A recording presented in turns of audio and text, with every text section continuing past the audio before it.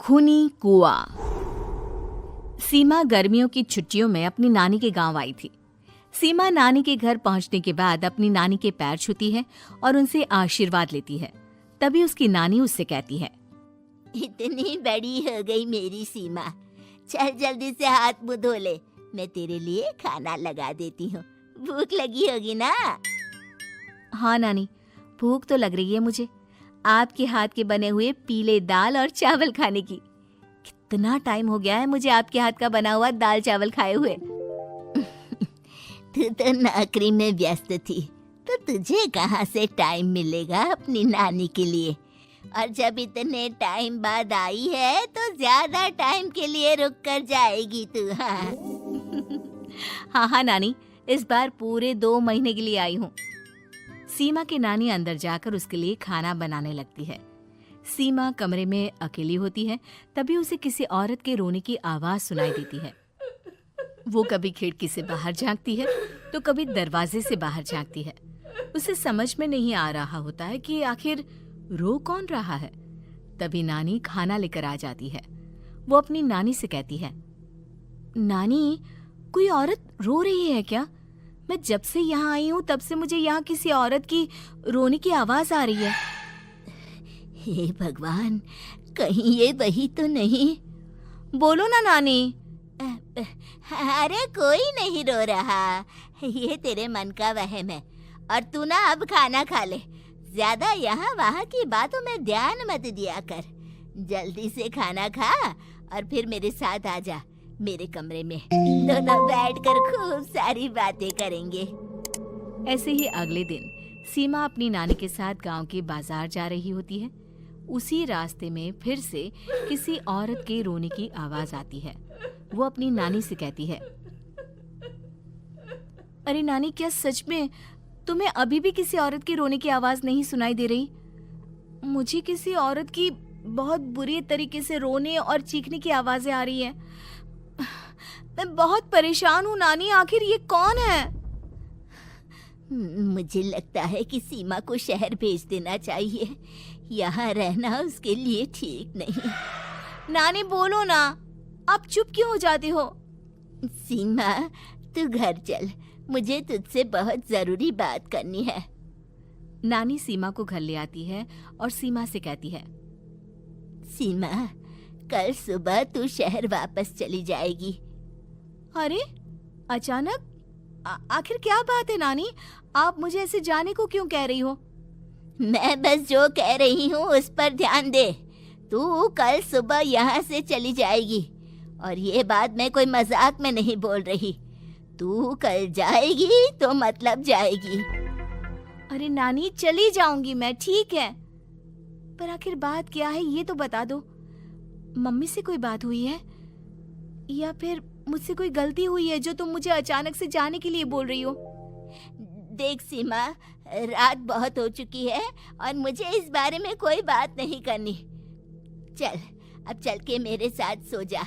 सुबह की बस पकड़कर तुझे शहर भी तो जाना है। सीमा को अपनी नानी का ऐसा व्यवहार देखकर बहुत ही अजीब लगता है। उसे कुछ समझ में नहीं आ रहा होता है कि आखिर उसकी नानी उसे अचानक से गांव छोड़कर जाने के लिए क्यों कह रही है। ये सारी बातें सोचते सोचते सीमा की आंख लग जाती है और वो अपनी नानी के साथ सो जाती है। ऐसे ही आधी रात को सीमा को फिर से किसी औरत की रोने की आवाज सुनाई देती है। वो उस औरत की आवाज सुनकर बार बार करवटें बदल रही होती है और तभी उसे सपने में भी एक अजीब सी औरत की परछाई दिखाई देती है, जो इतना चीख चीख कर रो रही होती है कि सीमा डरकर उठ जाती है। वो पूरे पसीने पसीने हो रही होती है। वो अपने आसपास देखती है तो घर में बिल्कुल शांति का माहौल होता है। सीमा घबरा जाती है। वो अपनी नानी को जगाने की कोशिश करती है, मगर उसकी नानी नहीं जगती। सीमा को फिर से उस औरत की रोने की आवाज सुनाई देती है।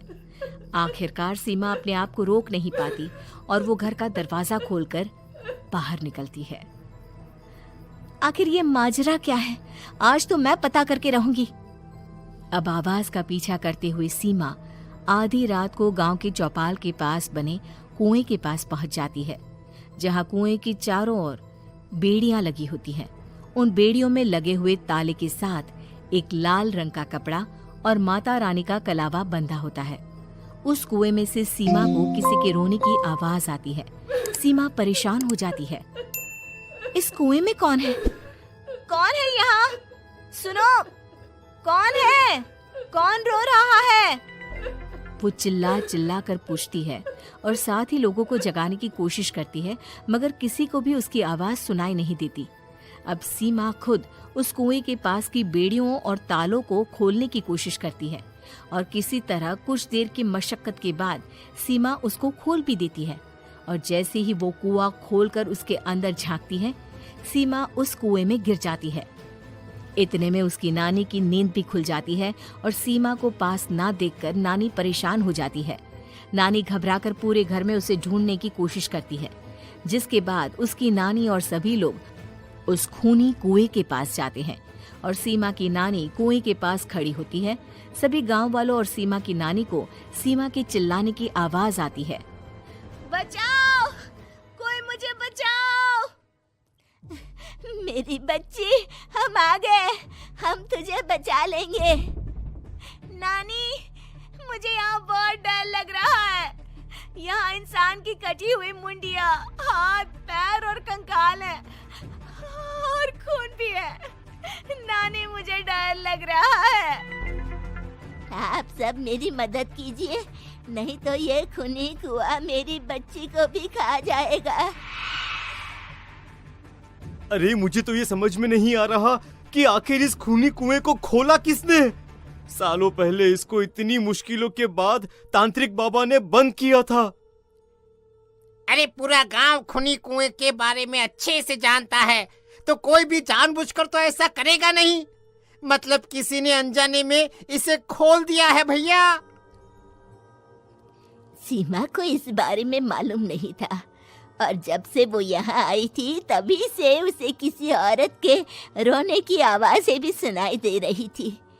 कहीं सीमा ने ही तो उसे नहीं खोला। अगर ऐसा है तो फिर सीमा का बचना बहुत मुश्किल है। वहीं कुएं के अंदर सीमा रोते हुए बैठी होती है कि उसे आवाज सुनाई देती है जो कुएं के बाहर खड़े गांव वालों में से किसी को सुनाई नहीं देता। आज सालों के बाद मुझे ताजा खून मिलेगा। तेरा खून पीकर आज मैं अपनी प्यास बुझाऊंगा।